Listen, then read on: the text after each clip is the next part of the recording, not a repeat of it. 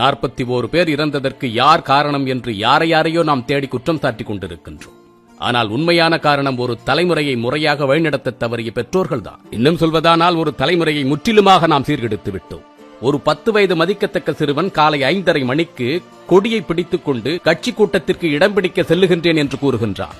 இதுதான் சரியான வளர்ப்பு முறையா? இதை யார் தடுத்திருக்க வேண்டும்? காவல்துறையா, அரசாங்கமா? யார் தடுக்க முடியும்? வீட்டில் இருக்கக்கூடிய பெற்றோர்கள் என்ன செய்து கொண்டிருக்கின்றீர்கள்? காலை 5:30 மணிக்கு பள்ளியில் ஸ்பெஷல் கிளாஸ் இருக்கின்றது, சிறப்பு வகுப்பு. உங்கள் பிள்ளையை அனுப்பி வைத்து விடுங்கள் என்றால் அனுப்பி வைத்து விடுவீர்களா? எவ்வளவு பொங்குவீர்கள்! ஆனால் 5:30 மணிக்கு கொடிபிடித்துக் கொண்டு கூட்டத்திற்கு செல்லுகின்ற ஒரு மாணவனை எப்படி உங்களால் அனுமதிக்க முடிகின்றது? ஏன் இப்படி அனுமதிக்கின்றீர்கள் என்று கேட்டால் அவன் கேட்க மாட்டான் சார்.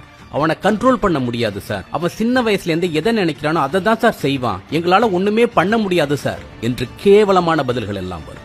நன்றாக ஒன்றை மனதில் வைத்துக் கொள்ளுங்கள். ஒடித்து வளர்க்காத முருங்கையும் அடித்து வளர்க்காத பிள்ளையும் உருதேராது என்று கிராமத்தில் கூறுவார்கள். இதை நான் கூறும்பொழுது நீங்கள் என்னை பிற்போக்குவாதி என்று கூட நினைத்துக் கொள்ளுங்கள். ஆனால் உங்கள் பிள்ளைகளை நீங்கள் கண்டித்து வளர்க்கவில்லை என்று சொன்னால் ஒரு நாள் ஊரே கூடி அவனை கண்டிக்கும், ஊரே கூடி அவனை தண்டிக்கும். அதற்கு நீங்கள் தயாராக இருந்து கொள்ளுங்கள்.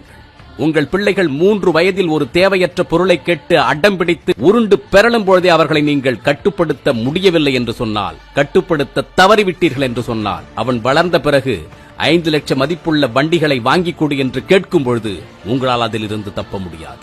ஒரு தலைமுறை முற்றிலுமாக சீர்கெட்டு விட்டது. ஒரு சில சரியான பெற்றோர்களை தவிர இங்கு இருக்கக்கூடிய 90% பெற்றோர்கள் இப்படிதான் பிள்ளைகளை உருவாக்கி இருக்கின்றீர்கள். 3 வயது 4 வயது குழந்தைகளை வீட்டில் வைத்திருக்கக்கூடிய பெற்றோர்களே, தயவு செய்து உங்கள் பிள்ளைகளின் வளர்ப்பில் கவனம் செலுத்துங்கள். எல்லாவற்றையும் அவனுக்கு கொடுத்து விட வேண்டும், தோல்வியே தெரியாமல் அவன் வளர்ந்து விட வேண்டும் என்று முட்டாள்தனமாக நினைத்துக் கொள்ளாதீர்கள். சிறிய சிறிய தோல்விகளை பிள்ளைகள் சந்திக்க வேண்டும். சிறிய சிறிய ஏமாற்றங்களை கூட அவர்கள் அனுபவிக்க வேண்டும். ஒன்று தனக்கு கிடைக்கவில்லை என்று சொன்னால் தன்னைத்தானே சமாதானப்படுத்திக் கொள்ள வேண்டும். எப்படிப்பட்ட இன்னல்களில் இருந்தும் பிரச்சனைகளில் இருந்தும் நம்மால் மீண்டு வர முடியும், இதை நம்மால் கடந்து வர முடியும் என்ற நம்பிக்கையை, எண்ணத்தை அவர்களுக்கு ஊட்டி நீங்கள் வளர்க்க வேண்டும். இதை நாம் செய்ய தவறியதால் தான் நீட் தேர்வில் தோற்றுவிட்டாலும், தோற்றுவிடுவோம் என்ற பயம் வந்துவிட்டாலும் பிள்ளைகள் தங்களை தாங்களே மாய்த்துக் கொள்ளுகின்றார்கள்.